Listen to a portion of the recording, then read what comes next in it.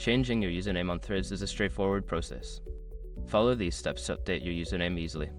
Step 1. Open the Threads app. Launch the Threads app on your device.